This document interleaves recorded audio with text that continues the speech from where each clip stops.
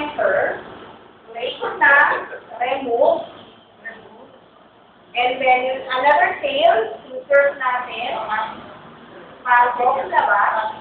So, this one, curving 5. Dalawa. Ilan pa ako, ma'am? Dalawang pasok eh.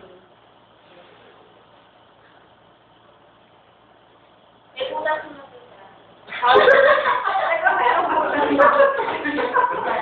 bakit na talaga?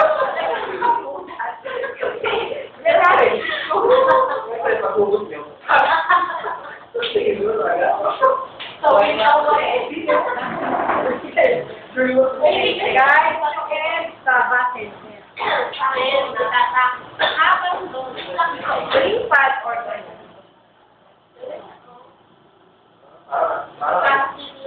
okay, guys, yan. Wala yung kamay ba?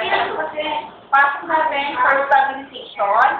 Mas makapal ang pagkakita. Kaya yung pagbubuhos sa pinaka-object. Okay, next. Ang last, tignan niyo po yung isang triangular na naka-narrow cravat pang support dito.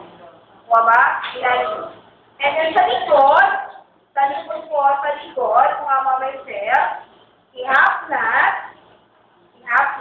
and then, ikot natin sa taas para po nakaipit, nakasupport siya. Nakuha niyo ba? Kasi sa iba, ang ginagawa dyan, dalawang triangular bands pa at the end.